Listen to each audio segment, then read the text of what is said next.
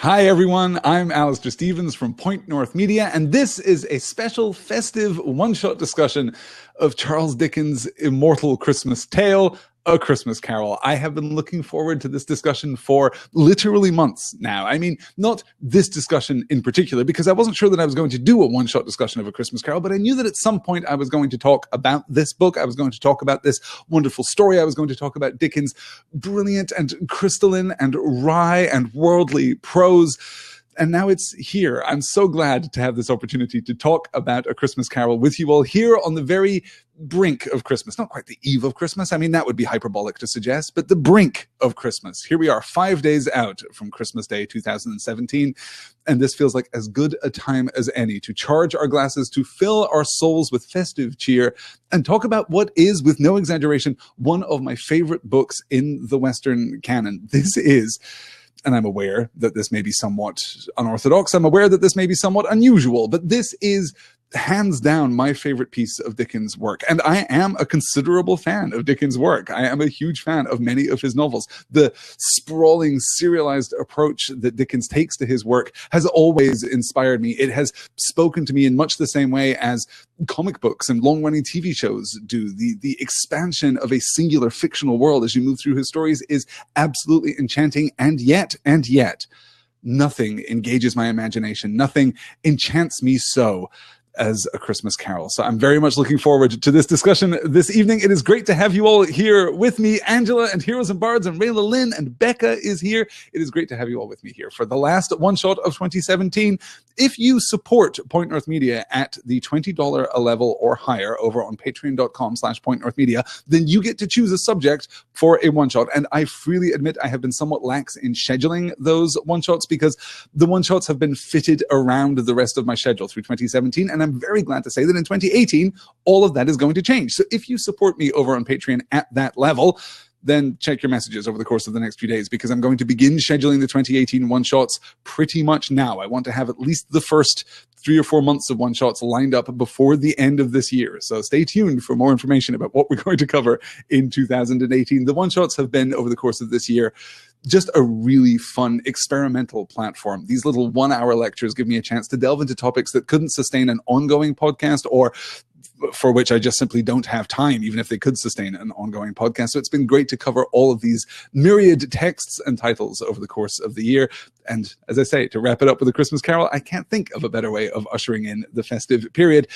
A Christmas Carol in prose, being a ghost story of Christmas, as is the formal title, was first published in London by Chapman and Hall in 1843.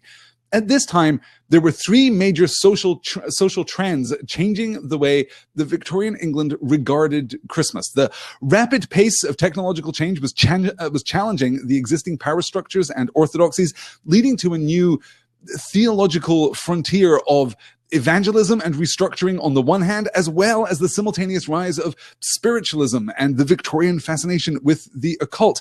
At the same time, Christmas was being reestablished as the heart of the Christian and secular calendars after falling out of fashion at the beginning of the 19th century. And finally, thirdly, a new social consciousness was beginning to emerge in the wake of the Industrial Revolution, and a new political discourse was rising to address the rampant economic inequality in Britain at the time, and the crushing poverty that had destroyed the spirits and lives of so many families across the nation. Into this picture comes Charles John Huffman Dickens, who was born in 1812 and died in 1870. See, here's the problem I have when I'm reading dates. I habitually transpose 19th century dates to 20th century dates. So instead of saying 1843, I will say 1943. I hope you'll forgive me if I inadvertently let that slip tonight in the course of the session. In 1843, he had already published The Pickwick Papers and Oliver Twist and Nicholas Nickleby and The Old Curiosity Shop and Barnaby Rudge, and he was already something of a celebrity in the modern sense of the word. There is an interesting argument that Charles Dickens was in many ways the first modern media celebrity. He was certainly, according to critic Kate Flint, a cultural commodity at the time. Already concerned with the plight of the poor, Dickens traveled in October of 1843 to Manchester, where he spoke at the Athenaeum on the subjects of poverty and charity. Following this experience, he began to write A Christmas Carol, something which would be, in his own account in later years, something of a spiritual, transformative experience. Dickens is sometimes regarded as the man who invented our modern perception of Christmas, and that is perhaps overstating the case significantly. But he certainly popularized and redefined and codified many of the most important elements of festive celebration which endure to this day. He is partly responsible for Christmas's ascendance in importance and popularity through the period, for the importance of Christmas Day itself, for the sharing of food and celebration among families and communities, for the eating of turkey, which can be specifically tracked to the end of A Christmas Carol, where turkey replaces the more traditional and typical English Christmas goose. He is responsible for the formalization of Merry Christmas as a festive greeting, and in some large part for the inextricable connection between Christmas and charity toward the poor. He accomplished these things through the publication of this one short volume, which became almost immediately a phenomenon. The original print run of this book sold out effectively immediately, and Dickens was so connected with Christmas as an institution throughout the rest of his life that when he died in 1870, a young woman was said to remark, "Dickens is dead, then will Father Christmas die too?" Dickens didn't arrive at A Christmas Carol without inspiration, though. This story didn't spring forth from nothing. He had himself written in the Pickwick Papers in 1836 of Gabriel Grubb, an, quote, ill-conditioned, cross-gained, surly fellow, a morose and lonely man who consorted with nobody but himself. Grubb, in the course of the story, rejects Christmas and all it stands for, rejects the fellowship of his fellow man, and is visited by a grinning goblin who taunts him. Grubb is then captured and taken to the king of the goblins, a classic trip into fairy, for those of you who have listened to some of my other podcasts. And the king of the goblins then shows him a series of visions of the world outside projected on the wall of his cave. These visions teach Grubb pity and empathy, and he leaves an altered man resolved to do better in the world, though interestingly, Grubb is so ashamed by his former behavior that he will not return to the village that he came from, instead striking out on his own across the world. In addition, Dickens was inspired by the work of Washington Irving, who had written on the English Christmas tradition, and from a short story from earlier in 1843 appearing in the satirical magazine Punch entitled How Mr. Chokepear Keeps a Merry Christmas. Dickens' own family fortunes at this time were far from secure. Despite his minor celebrity, he was not yet financially independent. He was not yet the significant literary figure that he would be later in his career. At this point, his wife, Catherine, was pregnant with their 5th child when he sat down to burn through A Christmas Carol in 6 weeks. He wrote this entire thing, start to finish, in 6 weeks, punctuating, marathon writing sessions with 15 or 20-mile walks through and around London. The book was finally published on the 19th of December, 1843, at a price of 5 shillings, which was not an inconsiderable sum at the time. As I said, all 6,000 copies sold out by Christmas Eve, sold out in less than a week, netting Dickens a cool $30,000 or thereabouts in today's money.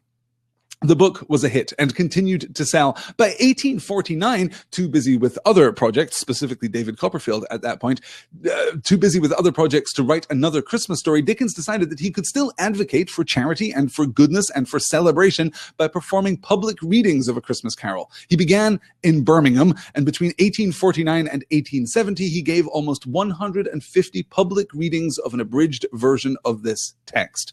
It became one of the most celebrated stories in the English canon, and was adapted for the stage, for the radio, and of course for the screen countless times. G.K. Chesterton wrote on the subject of A Christmas Carol, quote, "The beauty and blessing of the story lie in the great furnace of real happiness that glows through Scrooge and everything around him. Whether the Christmas visions would or would not convert Scrooge, they convert us. We are left richer because of this story. We are left transformed by the movement of the story, by Scrooge's supernatural encounters on the eve of Christmas Day." We're going to discuss the specifics of the narrative voice and the appearance of the spirits in just a moment. But first, I want to offer a word about the supernatural aspects of this story. It has often been said that Scrooge's transformation over the course of this relatively short novella is remarkable. It is dramatic. It is sudden. It is perhaps even by implication too sudden, perhaps even unconvincing.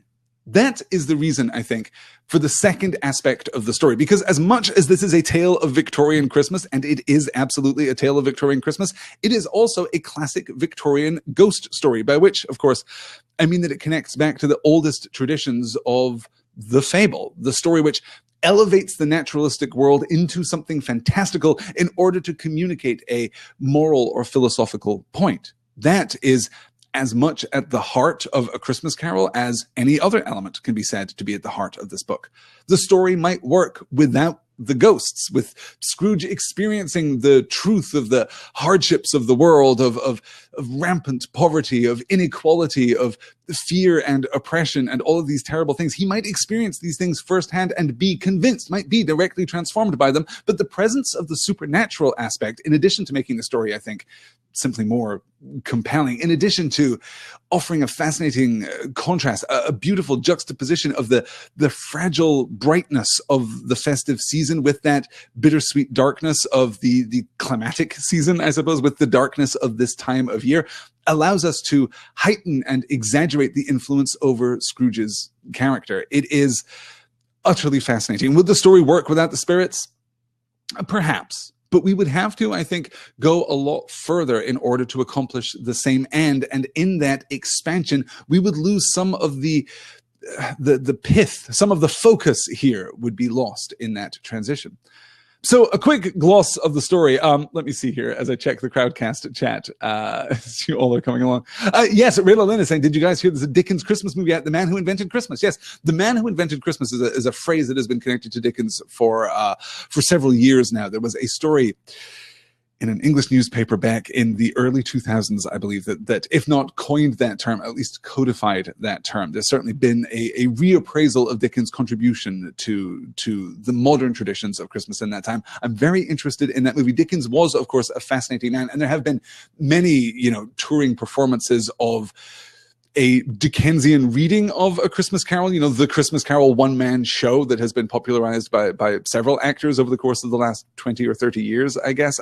That is all, I think, a testament to who Dickens was, not just his literary legacy, but his legacy of celebrity. He was absolutely a fascinating man. I'm very glad to say that this will certainly not be the last time that we will discuss Dickens here at Point North Media.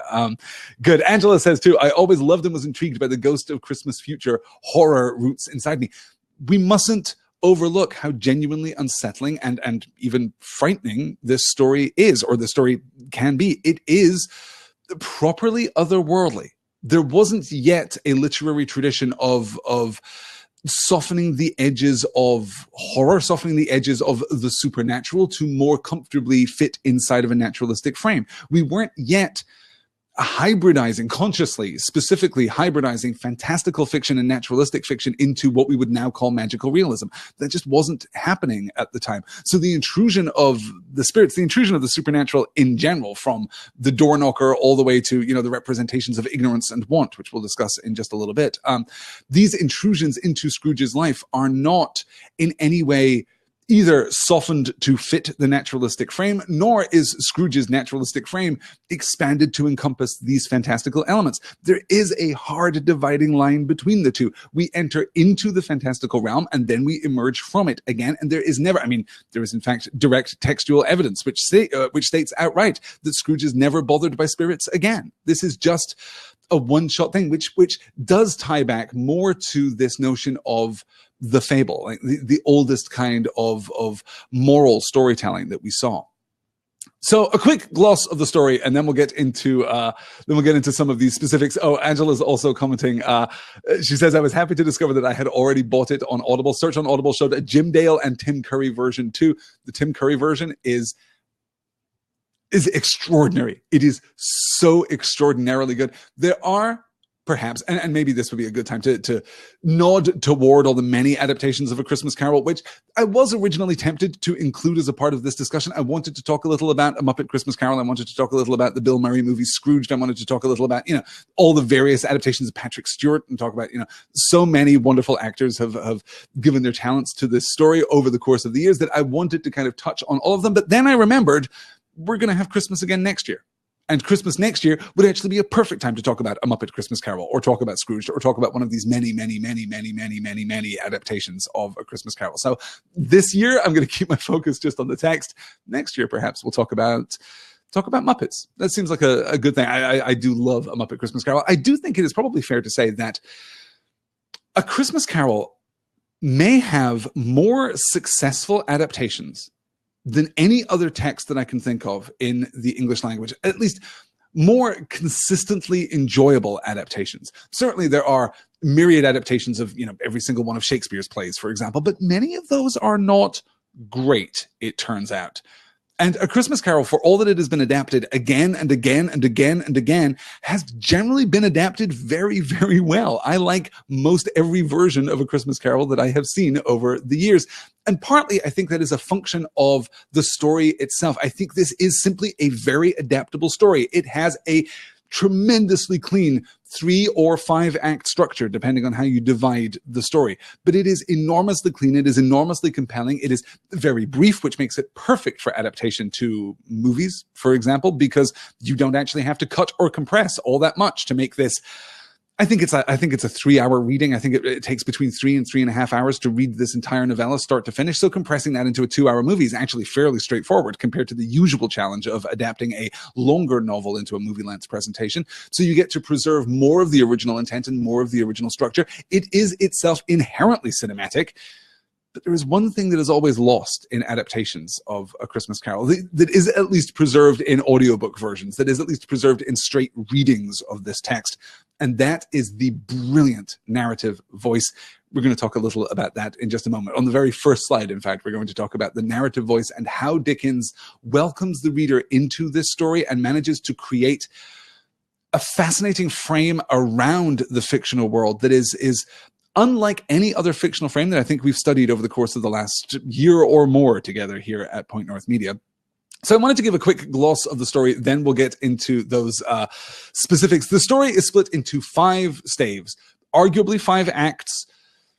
I like to think of the story as, I suppose, a 5-act structure. It sits most comfortably in a 5-act structure. You can tighten it into a 3-act structure if you are so inclined, where basically you can roll you can take the entire first stave as a first act, and then you kind of roll the first 2 spirits into the first and second halves of your second act, and then the third spirit and the denouement into your third act. There are some nice structural turning points there between Marley and the Ghost of Christmas Past, or the Ghost of Christmas Yet to Come, or between the Ghost of Christmas Present and the Ghost of Christmas Yet to Come, I should say, that allow you to do that. But obviously, Dickens presented this in a 5-act structure, in a 5-stave structure, kind of tying back to that notional idea that this is, in a sense, a carol for Christmas. This is musical, this is rhythmic in a sense. I think he presented that 5-act structure with a great deal of conscious awareness, and I think that it stands up actually really rather beautifully. So 5 staves. In stave 1, we meet Ebenezer Scrooge, a miserly old man who hates Christmas. He refuses the festive overtures of his nephew Fred,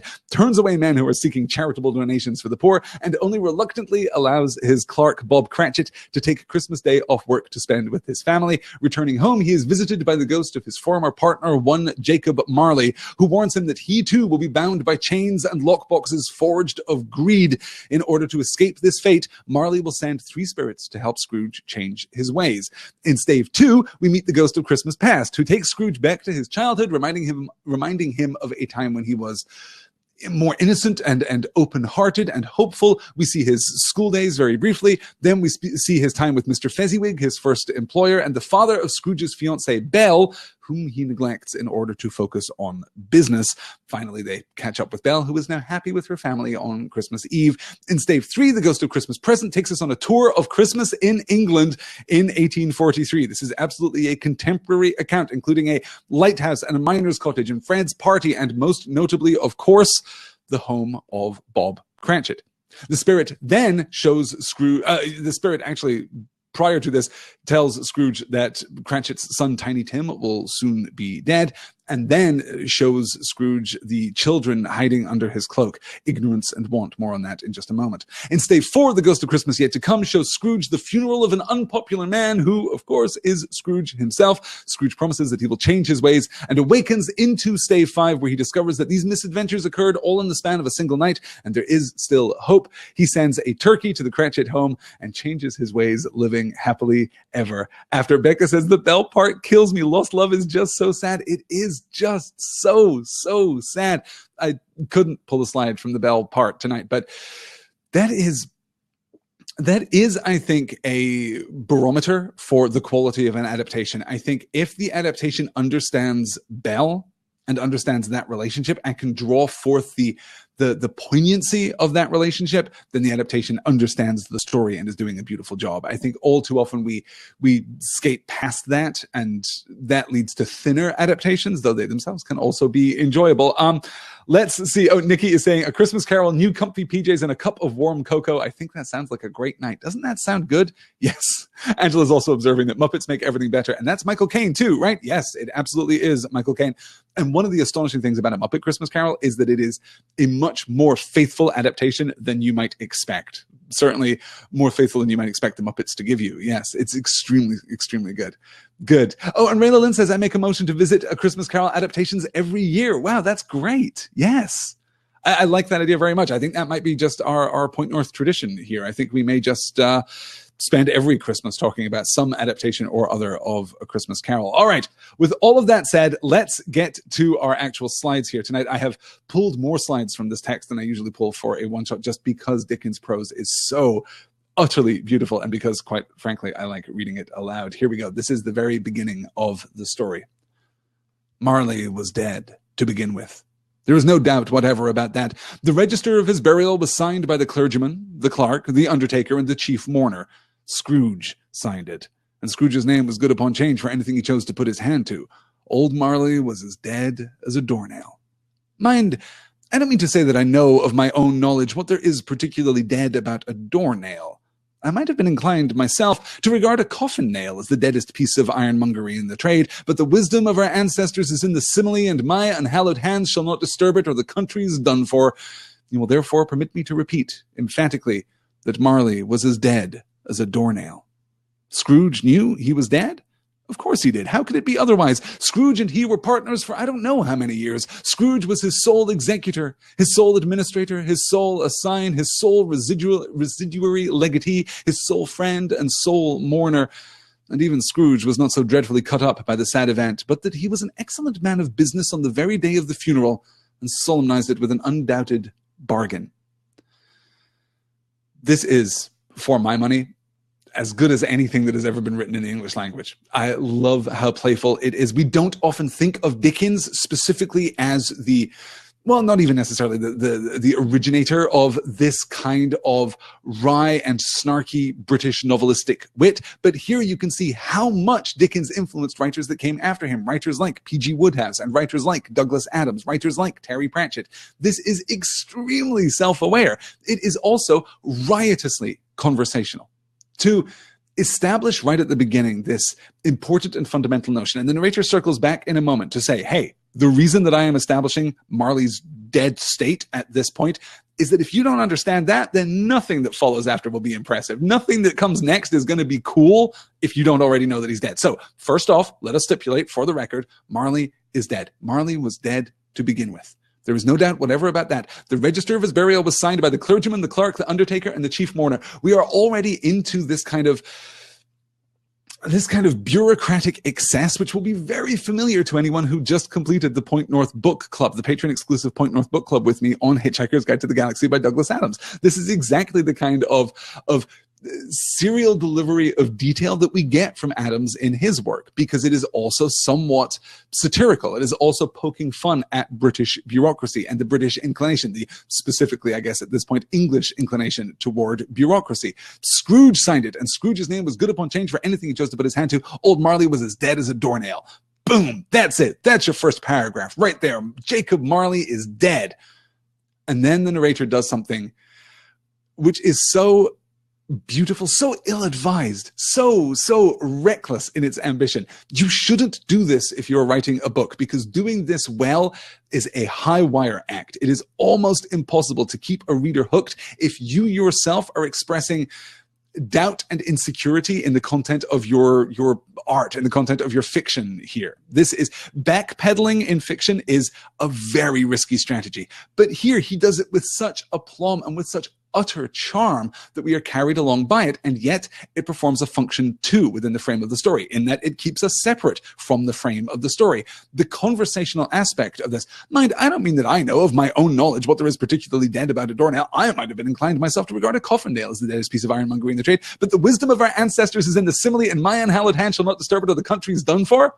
Well, look, I, a mere teller of stories, I, a mere wielder of the English language, I'm certainly not going to mess with this metaphor, or all shall turn to wreck and ruin. That would be a terrible thing for me to do. So let us obey the convention. Let us move forth together with the understanding that, in fact, a doornail is the deadest piece of ironmongery in the trade.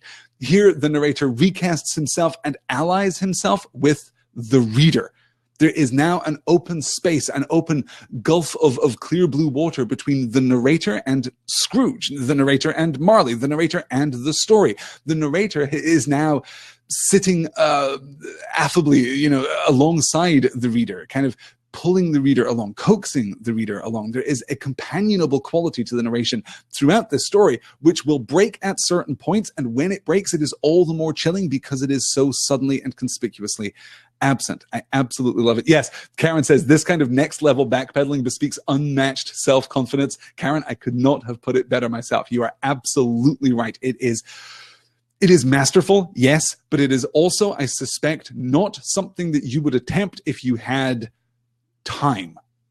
Dickens writes and talks later in his career about writing a Christmas Carol in this 6-week period, punctuated, as I say, by these 15, 20-mile walks around London, oftentimes in the dead of night. He would just write and write and write until he couldn't write anymore. Then he would walk and walk and walk until he couldn't walk anymore. And then he would write and write and write again. He didn't see anyone or talk to anyone basically for 6 weeks while he was writing this thing, which is incredibly swift when you think about him scratching this out painstakingly, longhand. He didn't even have the benefits of a modern word processor to ease his burdens as he was moving through this thing. He didn't have a keyboard under his fingers. He was scratching this out laboriously.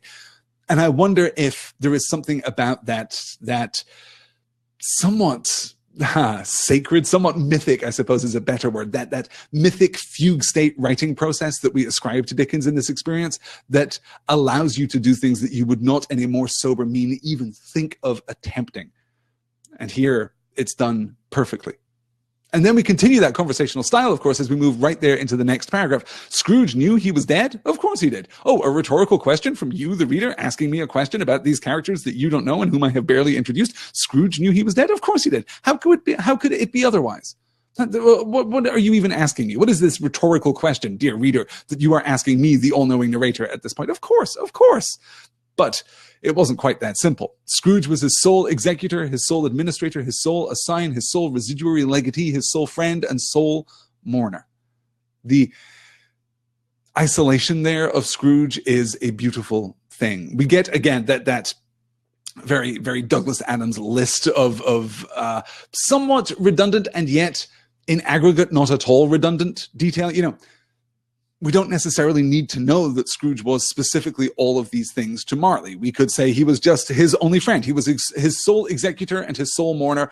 And the bulk of what we get from this description would be intact. But through this dive into minuscule detail, we create a broader picture. We get more here than the sum of its parts. We get more from this list than we would from a gloss that would give us the same general sense, but less specific detail. I absolutely love how it's done. Shane is asking, Scrooge is dead. Does the money bin have a pool of gold coins? Now you're getting me talking about DuckTales, and I definitely don't have time for that. But if we're talking about adaptations of Scrooge, don't we have to talk about Scrooge McDuck? Don't we have to talk about the brilliant way that that character has been adapted and readapted and readapted, even outside of fiction that directly owes a lineage back to A Christmas Carol? It's preposterous work. Those original Scrooge McDuck comic books are just remarkable. DuckTales, woo-woo. Correct, Nikki. Absolutely. I'm right there with you. Good. And Becca says these two lonely men being alone together and then Scrooge by himself is just so sad. This is the thing about Scrooge. Scrooge is an absolutely genius creation. He is an utterly compelling figure. Not just because he is so well drawn, not just because he is so acerbic, not just because he is allowed to be, well, if not outright funny, then at least witty, at least smart, at least insightful in the course of the book, but his life is bounded on all sides by absolute tragedy. And that's necessary, because if Scrooge were just awful, if he were just start to finish, cradle to grave, the worst man in the world, if he were just a monster, and then he underwent this magical intercession into his life, this supernatural intercession into his life, and was through this experience redeemed, then we might not forgive him. We might not want him to be redeemed. We might not believe that he deserves joy at the end of all things. No, we might think, well, no, he's just a terrible person. But in his isolation, in his loneliness, this is why Belle is absolutely crucial to the story, why Fezziwig is absolutely crucial to the story, why a good, strong Fred is absolutely crucial to the story, and why this understanding of the relationship between Scrooge and Marley is crucial to the story, because Scrooge has to be seen as a tragic figure. If he is not seen as a tragic figure, then there is no broader hope in his redemption. There is no broader moral point communicated to the reader. It is just the story of something undeservedly wonderful happening to a genuinely terrible guy. Here, there is hope. There is hope for those of us who have been wounded. There is hope for those of us who have been hurt. There is hope for those of us who have been hardened by the world against the world. That is, in a very powerful sense, I think, the true meaning of Christmas as Dickens presents itself to us.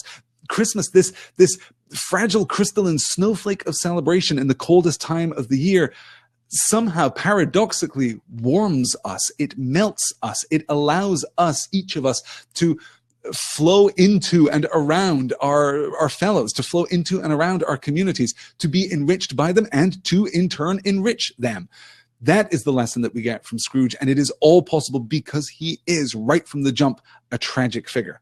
And that's presented to us here in the third paragraph of our entire story. I saw some great comments popping up here in the Crowdcast chat. I want to scroll back. Rayla Lynn says, this book was one of the first I downloaded on my Kindle. This scene always makes me laugh now. My brother figured out that when you hold on a word, it describes the word while I was reading the book. The word he pressed was dead. The word is described and used in a sentence. The example was dead, as in he was shot dead by a terrorist. What a weird and specific example. Rayla Lynn, that is an awful example. Good Lord, I don't know what dictionary the Kindle pulls from when it does that. Huh. That is, I mean, functionally, grammatically, correct. Okay. But yes, maybe not the example that I would go to. Yes. And Nikki says, Scrooge has to have redeeming qualities and or redeeming experiences like Snape in order to be worth saving. Yes. Scrooge, says Becca Eller, needed a Twitter family. I like that a lot. Good.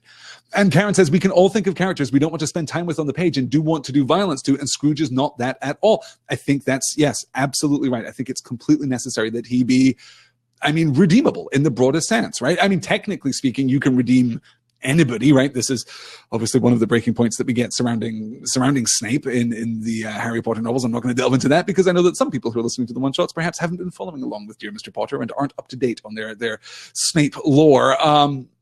But yes, in order for technically any character can be redeemed in that the author can intrude into the text and say, no, now he is good. Now she is better than she was before. But the reader has to be carried along by that. And Scrooge's tragedy is an important part of that. Right. Let's keep going on. The next slide that I pulled is Fred's defense of Christmas, one of my favorite speeches. This, I think, is one of the other reasons why this book is so beloved of adapters. This is why there was a stage version of A Christmas Carol produced in February of 1844. That's 2 months after this book was released. There was a stage adaptation going on in London. There were, in fact, several stage adaptations going on in London. And that's because the dialogue here is just so strong. You can transplant it directly into a script and just say, okay, go nuts. We can cut out some of it. We'll cut out maybe ignorance. We'll cut out some of the more, supernatural elements because we have to be able to depict them on stage. But generally speaking, here's the script. Just cut out everything that isn't attributed dialogue and go nuts. This is Fred's speech that he gets from the beginning of the book. There are many things from which I have derived good, but by which I have not profited, I dare say, returned the nephew. Christmas among the rest. But I am sure I have always thought of Christmas time when it has come around, apart from the veneration due to its sacred name and origin, if anything belonging to it can be apart from that, as a good time. A kind, forgiving, charitable, pleasant time. The only time I know of in the long calendar of the year when men and women seem by one consent to open their shut-up hearts freely and to think of people below them as if they really were fellow passengers to the grave and not another race of creatures bound on other journeys.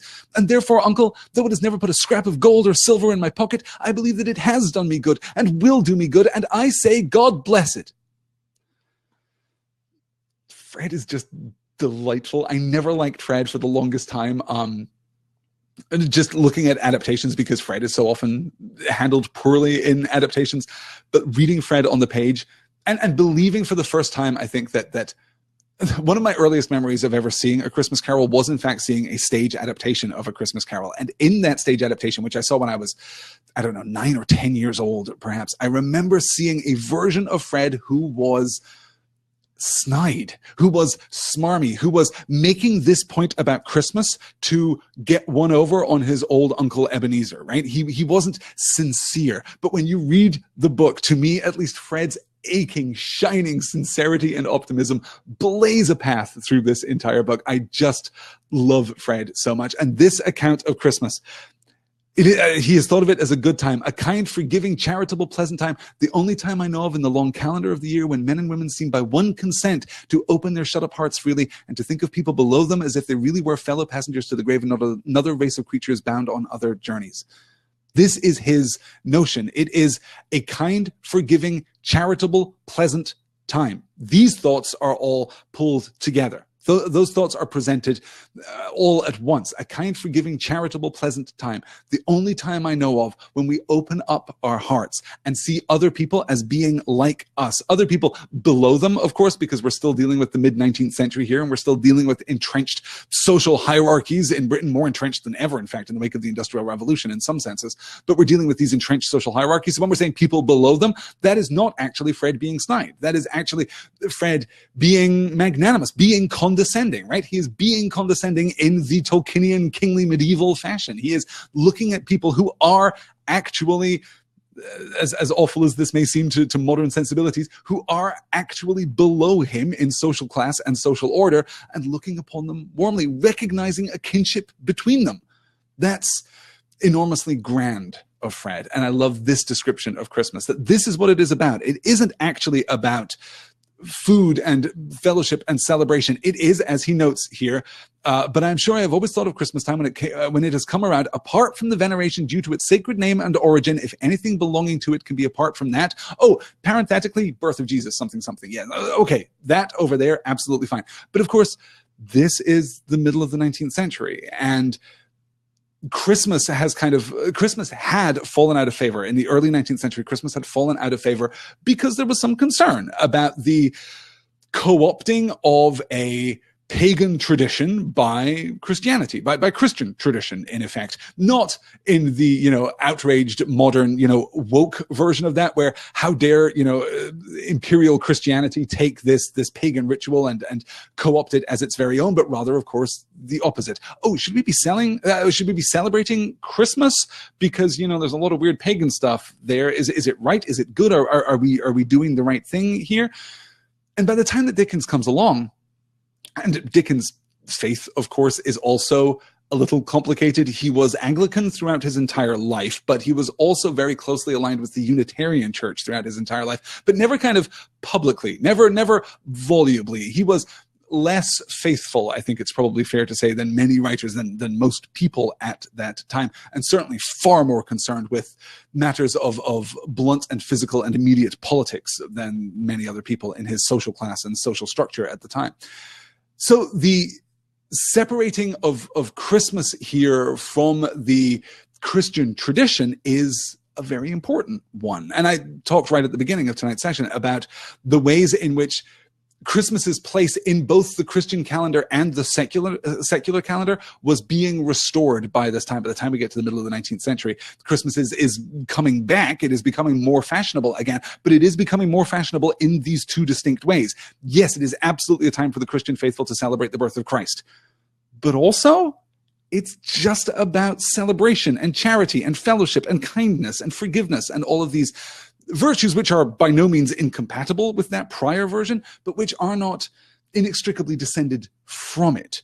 The middle of the 19th century is when we get, I think, our first take on a secular kind of Christmas. You know, it wasn't the Coca-Cola company that invented Christmas, and it wasn't even necessarily Dickens, but it was a product of this culture and this time. And of course, as I said earlier, the middle of the 19th century, the kind of most rapidly transitory period of Victorian culture was marked by this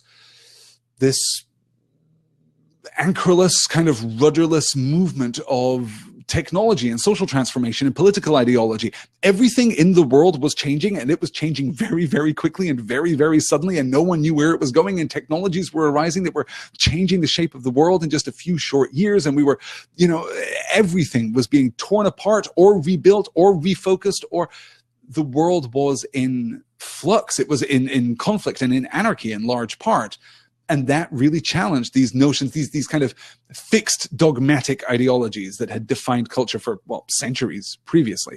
So we are now in a state of flux, and the rise of this kind of secular humanism, which is not something that Charles Dickens would have been opposed to, I think. Certainly he worked with outright humanists through the course of his career and advocated for humanist ideals and humanist concerns throughout his entire career. That would not, I think, have stood poorly with him. So he is trying to have his cake and eat it too. If I were to assert something with absolutely no defense, if I were to make a bold claim about Charles Dickens' intent as he was writing this novel, I think that this line, apart from the veneration due to its sacred name and origin, if anything belonging to it can be apart from that, does feel a little bit like he's covering himself there. It does feel a little bit like he's less interested in the Christian myth and tradition of Christmas than he is in the secular myth and tradition of Christmas, if that makes sense. Okay. Art K is confessing here in the chat. Confession time. Sometimes I listen to Christmas music as early as August. I mean, I use headphones so no one knows, but I do. Art, you are the Freddest of us. You carry Christmas with you all year round. You are celebrating this. It's a wonderful thing. Good. Nikki says, as soon as I hear the word condescending, I think of Alistair. Nikki, I think that you mean that in a nice way because we're talking about Tolkien and medievalism, right? Just checking. Okay, let's say, oh, and Rayla Lynn is calling out here. Of course, Fred is who Scrooge will become. Absolutely. Yes. This is the arc that we're going to describe. That this is vital because Fred gives us a positive template for the lover of Christmas, for the charitable individual, right? He gives us the positive template that Scrooge will fill later. And we need that because there cannot be a suggestion in the course of this book. If the book is to achieve its aim, there cannot be a suggestion that the spirits have somehow transformed Scrooge into something inhuman, that they have granted unto him a greater than human quality of charity or a greater than human quality of generosity, that they have made him better than we ourselves are capable of being. So we get Fred right up front saying, no, I'm actually everything that you're going to be by the end of the book, Uncle, and that's awesome. And everyone can be like this, and it's fine. That's why we need Fred here right up front and why he needs to argue for Christmas as volubly as he does. Again, I just want to emphasize, for as short as this novel is, there is nothing that can be cut. You can cut nothing from this book without weakening, I think, its structure, without weakening its ultimate impact on the reader. It's gorgeously, gorgeously done. All right, let's keep moving on to one of my favorite lines in all of English literature. Scrooge asked the question because he didn't know whether a ghost so transparent might find himself in a condition to take a chair, and felt that in the event of it being impossible, it might involve the necessity of an embarrassing explanation. But the ghost sat down on the opposite side of the fireplace as if he were quite used to it. "You don't believe in me," observed the ghost. "I don't," said Scrooge. "What evidence would you have of my reality beyond that of your senses?" "I don't know," said Scrooge. "Why do you doubt your senses?" "Because," said Scrooge, "a little thing affects them. A slight disorder of the stomach makes them cheats. You may be an undigested bit of beef, a blot of mustard, a crumb of cheese, a fragment of an underdone potato. There's more of gravy than of grave about you, whatever you are." Scrooge was not much in the habit of cracking jokes, nor did he feel in his heart by any means waggish then. The truth is that he tried to be smart as a means of distracting his own attention and keeping down his terror, for the spectre's voice disturbed the very marrow in his bones. The joke, the construction of the joke, there's more of gravy than of grave about you, whatever you are, and then the narrator immediately undercutting that joke. Scrooge was not very much in the habit of cracking jokes, parenthetically, which is why that one's maybe not so great. Nor did he feel in his heart by any means waggish then. He was not feeling lighthearted and jovial at this point. He's not cracking a joke because he's feeling in a good humor. The truth is that he tried to be smart here in the older sense of acute, trying to be, kind of clever in that dismissive and prerogative kind of sense that we use that word sometimes, as a means of distracting his own attention and keeping down his terror, for the spectre's voice disturbed the very marrow in his bones. This is why Scrooge is practicing his comedy here. This is why he is trying to make light of the situation, because he is himself terrified. Again, the narrator giving us that nudge, that whisper, that very amiable context for what is happening here on the page. Undigested bit of beef is my new favorite insult, says Heroes and Bards. Yes, I love that. Shane says, I've been there on Oh, and Raylan says, so Scrooge is Chandler now. Yeah, covering for fundamental insecurity with comedy. Yes, yeah, no, I think you're right. Yes, good. Okay. So that's our appearance of Marley. That's the first slide that I pulled from Marley, but of course we have a much more important slide from Marley in just a moment. The ghost, on hearing this, set up another cry and clanked its chains so hideously in the dead silence of the night that the ward would have been justified in indicting it for a nuisance. "Oh, captive, bound, and double-ironed," cried the phantom, "not to know that ages of incessant labor by immortal creatures for this earth must pass into eternity before the good of which it is susceptible is all developed, not to know that any Christian spirit working kindly in its little sphere, whatever it may be, will find its mortal life too short for its vast means of usefulness, not to know that no space of regret can make amends for one life's opportunity misused. Yet such was I, oh, such was I." "But you were always a good man of business, Jacob," faltered Scrooge, who now began to apply this to himself. "Business!" cried the ghost, wringing its hands again. "Mankind was my business. The common welfare was my business. Charity, mercy, forbearance, and benevolence were all my business. The dealings of my trade were but a drop of water in the comprehensive ocean of my business." It held up its chain at arm's length, as if that were the cause of all its unavailing grief, and flung it heavily upon the ground again.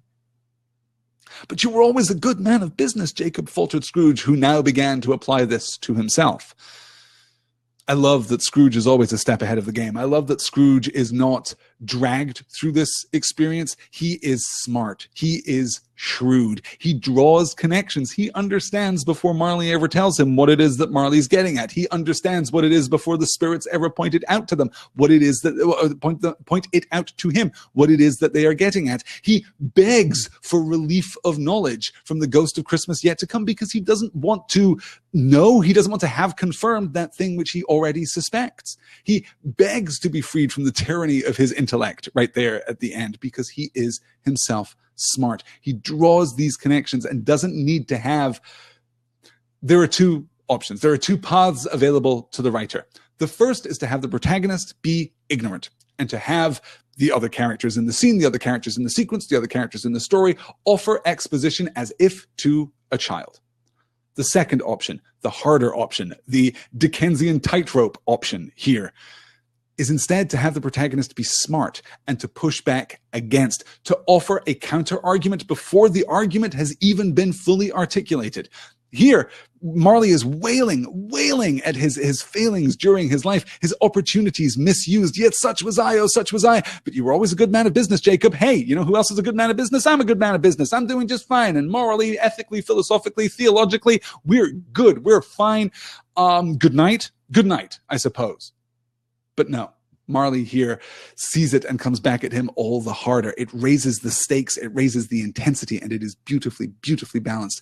"Business!" cried the ghost, wringing its hands again. "Mankind was my business. The common welfare was my business. Charity, mercy, forbearance, and benevolence were all my business. The dealings of my trade were but a drop of water in the comprehensive ocean of my business." What I did, business, the things that I did to fill my days, the running of our company together, the making of money, the collection of things, the preservation of my personal reputation, these things were utterly insignificant, and yet I poured all of my time into them. It's not just about... It is not the case that A Christmas Carol presents to us a moral framework in which we can atone at Christmas for our failings in the rest of the year. It is not actually about Christmas as a special, exceptional circumstance. It is not about, well, yes, okay, you can be terrible most of the week, most of the year, and then at Christmas you can be good, and that will make you a good person. That is not what it's about. Marley makes that utterly clear. And what Fred says is not, yes, at Christmas I like to be good and think about my fellow man. No, what Fred says is that at Christmas it seems natural, it seems easy to do this thing that we ought to be doing all the time. Instead, Marley poured himself into one tiny facet of his life, a facet of his life which is not, in and of itself, immoral. The conducting of business is not inherently negative. Running companies is not inherently a bad thing. For Fred, conducting his affairs, traveling, living your life is not a bad thing. You don't have to live in abject servitude for your entire life in order to be considered a good person. You just have to balance these things. You have to do so with a kindness and with a generosity. Yeah. Good man of business. That's the kindest thing Scrooge has to say about his closest friend, says Rayla Lynn. Yikes. What does that say about them? I think that is everything that can be said about them. Yes, he was a good man of business. That is it. Yes.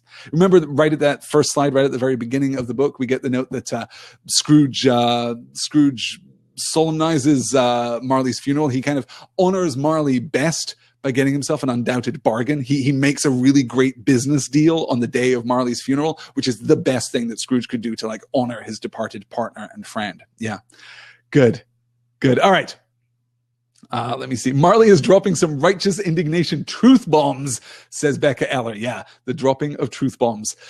That is a pattern here in A Christmas Carol. Okay, we've got a few slides to get through here, and I'm running out of time already. So let's move on to the introduction of our first spirit. We're going to take a look just at the physical introductions of these spirits. This is the ghost of Christmas past. The curtains of his bed were drawn aside, I tell you, by a hand. Not the curtains at his feet, nor the curtains at his back, but those to which his face was addressed. The curtains of his bed were drawn aside, and Scrooge, starting up into a half-recumbent attitude, found himself face to face with the unearthly visitor who drew them. As close to it as I am now to you, and I am standing in the spirit at your elbow. It was a strange figure, like a child, yet not so like a child as like an old man, viewed through some supernatural medium which gave him the appearance of having receded from the view and being diminished to a child's proportions. Its hair, which hung about its neck and down its back, was white as if with age, and yet the face had not a wrinkle in it, and the tenderest bloom was on the skin. The arms were very long and muscular, the hands the same, as if its hold were of uncommon strength. Its legs and feet, most delicately formed, were like those upper members bare. It wore a tunic of the purest white, and round its waist was bound a lustrous belt, the sheen of which was beautiful. It held a branch of fresh green holly in its hand, and in singular contradiction of that wintry emblem, had its dress trimmed with summer flowers. But the strangest thing about it was that from the crown of its head there sprung a bright, clear jet of light, by which all this was visible, and which was doubtless the occasion of its using in its duller moments a great extinguisher for a cap, which it now held under its arm. Even this, though, when Scrooge looked at it with increasing steadiness, was not its strangest quality. For as its belt sparkled and glittered now in one part and now in another, and what was light one instant at another time was dark, so the figure itself fluctuated in its distinctness, being now a thing with one arm, now with one leg, now with 20 legs, now a pair of legs without a head, now a head without a body, of which dissolving parts no outline would be visible in the dense gloom wherein they melted away. And in the very wonder of this, it would be itself again, distinct and clear as ever. So much to discuss, so much to delve into. Let's look first at this first paragraph. The curtains of the bed were drawn aside, I tell you. There's our first narrative intrusion in this section, okay? The curtains of his bed were drawn aside, I tell you. The narrative voice comes in with a kind of rhetorical flourish more suited to the oral tradition than to a novel. In Jane Austen, the narrative voice doesn't frequently break in and say, no, but I'm serious about this. Jane was so beautiful. How beautiful was she, you ask? Well, let me tell you how beautiful Jane was. No, we don't do that in novels traditionally. normally, but we're doing it here because of this intimacy that has already been established. So we get the curtains of the bed were drawn aside to tell you by hand, not the curtains at his feet, not the curtains at his back, but those to which his face was addressed. The curtains of his bed were drawn aside. We get that repetition, which is very familiar to us. If you were with me last night for our discussion of the end of Ursula K. Le Guin's A Wizard of Earthsea, that conscious repetition within the span of a single paragraph gives us that sense of utter immediacy. It gives us also that drawing out of detail. The pace is slowed here by that repetition. Scrooge, starting up to a half recumbent attitude, found himself face to face with the unearthly visitor who drew them as close to it as I am now to you, and I am standing in the spirit at your elbow. The narrator himself is embodying himself with regard to the reader in the reader's physical space. He is intruding upon the reader's physical space from the pages of the book. This is utterly unprecedented. This is so terribly unusual, and yet absolutely fixes it both fixes, secures, and is dependent upon that intimacy that has been established earlier in the book. It's just gorgeous. Then we get the description of the ghost of Christmas past, as they will be revealed to us in just a moment. And then we get the last paragraph where we see the inconstancy, we see the fluidity of the ghost of Christmas past, which is, of course, to me, immediately suggestive of memory. How is it flickering and fading and passing from one thing to the next? And yet, even as we stop to think, wait, did it always look like that? Oh, no, there it is. There it is, sharp and clear again. This odd, ancient and new figure. This is memory being mutable. This is memory shifting before us. And the harder we concentrate on it, in part, the more it fragments, the harder it can be to recall in its entirety. But then it will return sharp and brutal and sudden. Yes. Let's move on to the ghost of Christmas present. I only have a few minutes left. This is terrible. I am the ghost of Christmas present, said the spirit. Look upon me. Scrooge reverently did so. It was clothed in one simple green robe or mantle bordered with white fur. This garment hung so loosely on the figure that its capacious breast was bare, as if disdaining to be warded or concealed by any artifice.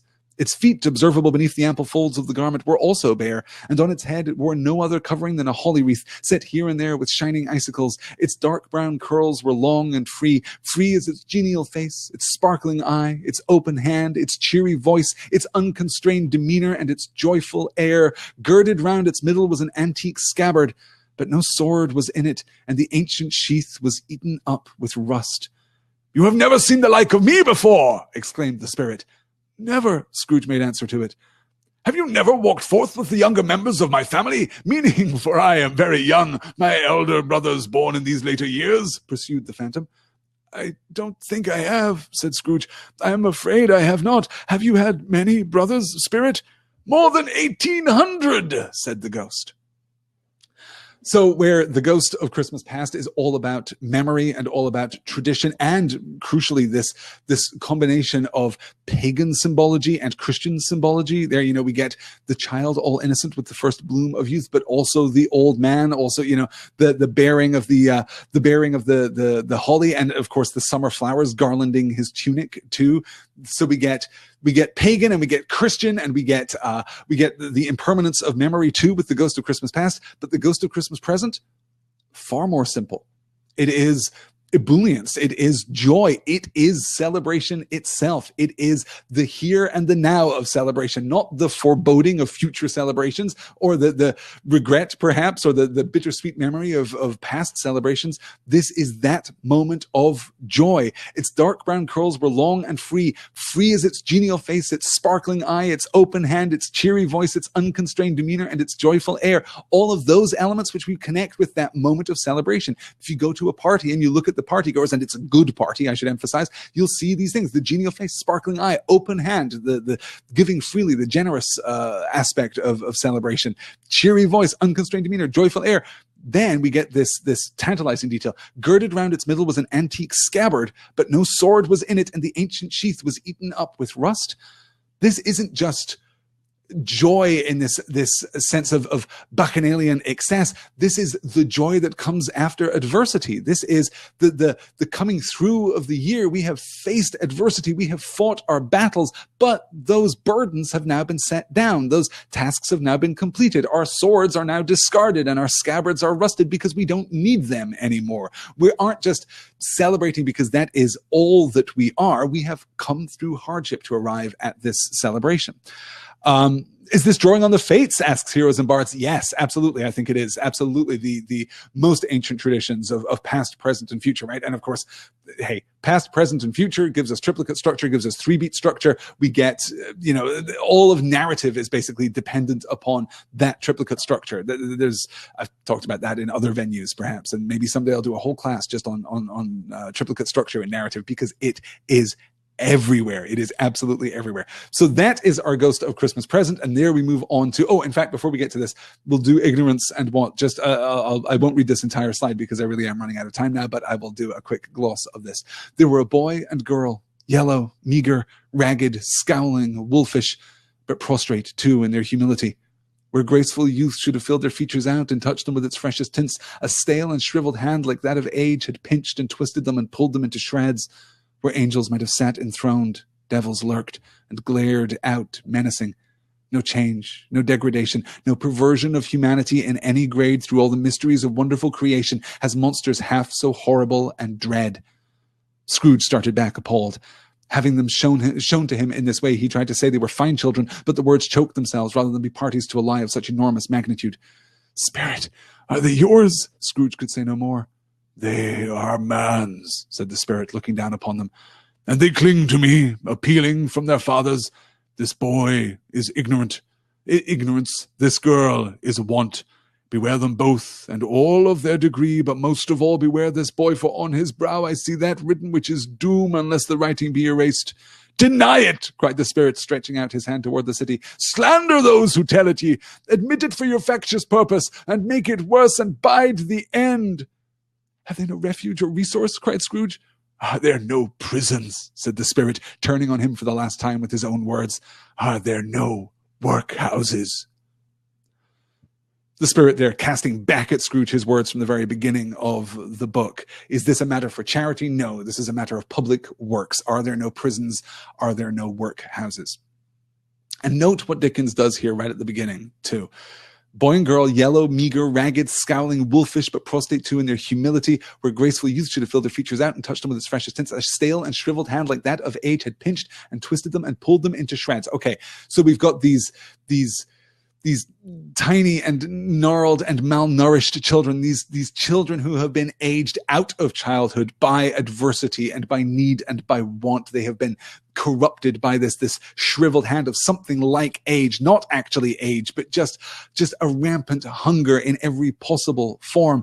But note what Dickens does next, because he pivots away very crucially from what may have been the presiding kind of political doctrine at the time, right?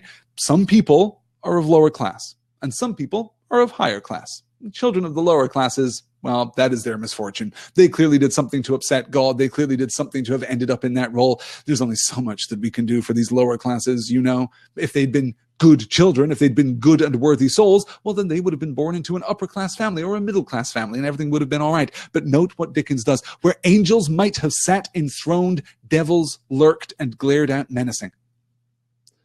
There is no evil here that is innate.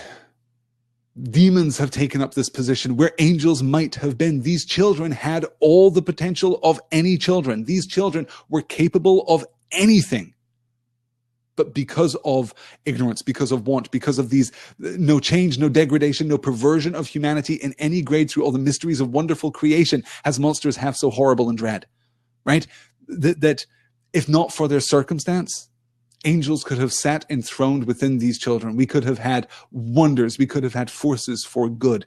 And of course, ignorance and want. It maybe feels a little heavy-handed to get to that point after so brief a discussion of this book, but certainly after moving through the present section, after moving through stave 3 of the story, then yes, it's a hammer blow. It's utterly heartbreaking. Yeah. Nikki says, in other words, the world has failed them, and Heroes and Bards confirms. Yes, it's amazing the lengths people will go to justify this kind of thing. Yes. And Becca calls out, they don't need a workhouse. These babies need a mom and a warm bed. And Art calls out crucially, yes.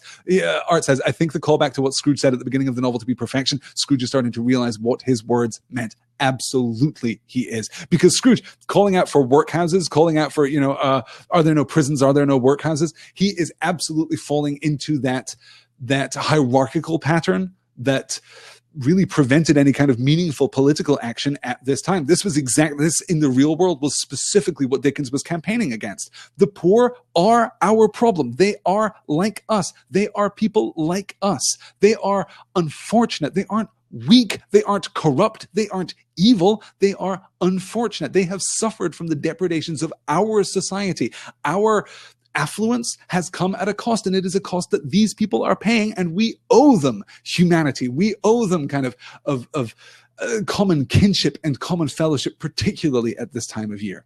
This was absolutely Dickens' political point that he was making, and here, of course, it is encoded rather beautifully.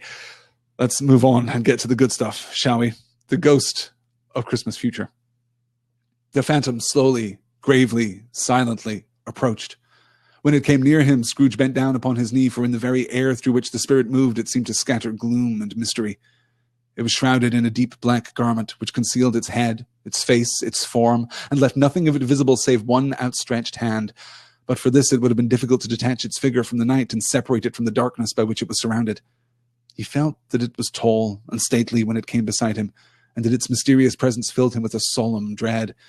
He knew no more, for the spirit neither spoke nor moved. "I am in the presence of the ghost of Christmas yet to come," said Scrooge. The spirit answered not, but pointed onward with its hand. "You are about to show me shadows of the things that have not happened, but will happen in the time before us," Scrooge pursued. "Is that so, spirit?" The upper portion of the garment was contracted for an instant in its folds, as if the spirit had inclined its head. That was the only answer he received. As the ghost of Christmas past embodied memory, and the ghost of Christmas present embodied joy, and the ghost of Christmas future embodies fear, dread. Fear and dread both, yes, but also a namelessness, the specter, the shadow of the future is what is frightening. It is not the specific instance of the future. It is all the terrible things that the future may hold for us. That is what causes us to fear. Yeah. Angela's calling out that she loves this part so much. I just adore this part too. Yeah. Yeah, it's very good.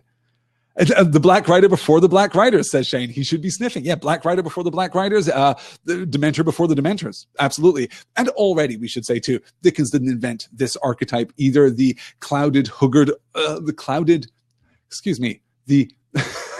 cloaked, hooded, oftentimes skeletal figure was a common fixture in fantasy stories and in fairy stories and ghost stories by this time too. I mean, this goes back to some of the oldest, Greco-Roman depictions of death and specters of the grave. Yes, that kind of figure is ancient already. But yes, Dickens absolutely tying into that. Good. All right, let's get to the end, because obviously Scrooge is redeemed, and I'm well past time. Scrooge is redeemed by all of these visions. He returns to the mundane world, recognizing that somehow all of this has happened in the span of a single night, and there is still time, there is still hope. He can change right now. He calls out to the boy who sends him off to get the turkey. "The one as big as me?" "This boy," says Scrooge. "He's amazing. I love this kid." "The one as big as me." "Ha, you. Good kid. Go get it. Go get it, though, but seriously, go get it right now." And then he gives Cratchit his raise. He does the whole thing. He becomes Fred, essentially. He becomes the Scrooge that he always could have been. And this is the very end of the book. Scrooge was better than his word. He did it all and infinitely more. And to Tiny Tim, who did not die, he was a second father. He became as good a friend, as good a master, as good a man as the good old city knew, or any other good old city, town, or borough in the good old world. Some people laughed to see the alteration in him, but he let them laugh, and little heeded them. For he was wise enough to know that nothing ever happened on this globe for good at which some people did not have their fill of laughter in the outset. And knowing that such as these would be blind anyway, he thought it quite as well that they should wrinkle up their eyes in grins as have the malady in less attractive forms.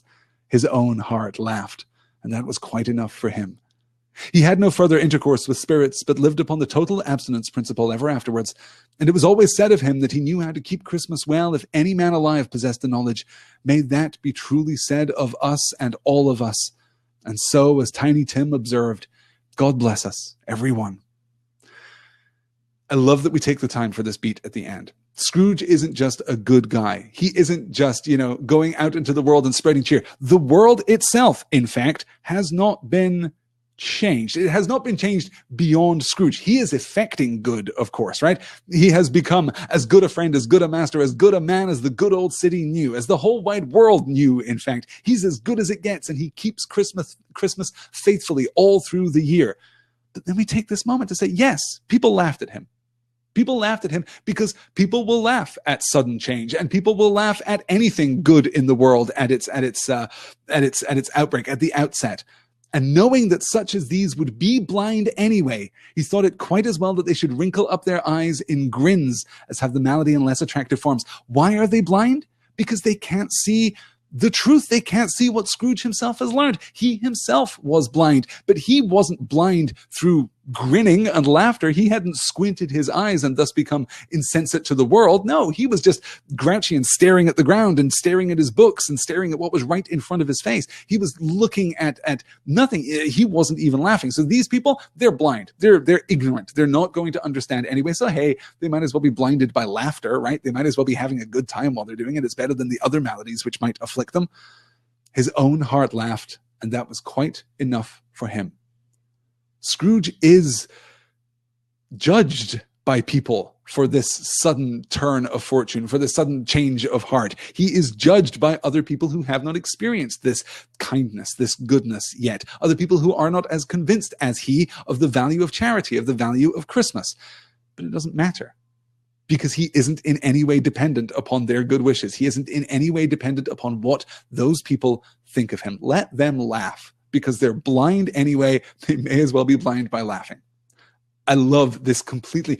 What feels not superfluous, not unnecessary in the sense of superfluous, but just unnecessarily deft and unnecessarily sweet turn right there at the end. I love that very much. Yeah.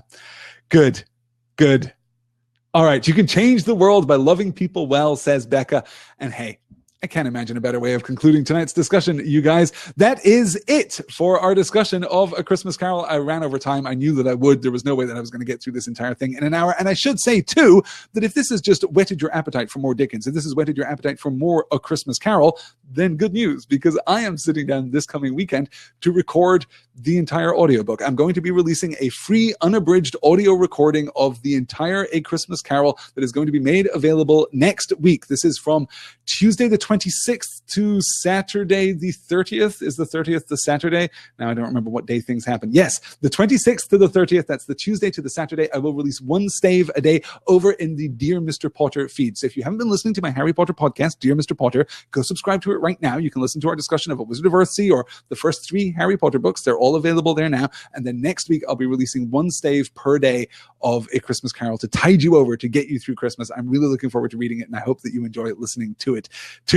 And then, of course, I'll be back in January with much, much more from Point North Media. I should say, too, that this is not my last recording. This is not my last live session for 2017. Tomorrow night, I will be wrapping up my discussion of Book 3 of The Lord of the Rings in There and Back Again, as we discuss the Palantir and the conclusion of the 3rd book, the first half of The Two Towers. I hope you'll be able to join me for that. I hope you'll be able to join me again in 2018. And I hope that if you have topics that you would like me to discuss here on an episode of the Point North One Shots, get in touch and let me know. As I said, people who pledge their support at the $20 per month level over on patreon.com/pointnorthmedia get to pick one of these. You get to pick a topic, and I will talk about that topic. Any book or movie or TV show, though I ask you to be kind because I don't really have time to watch, 73 seasons of Supernatural to catch up and talk about that show, but maybe a season of a TV show, I can talk about that. That might be reasonable. Or if you're willing to be very patient, probably more than that.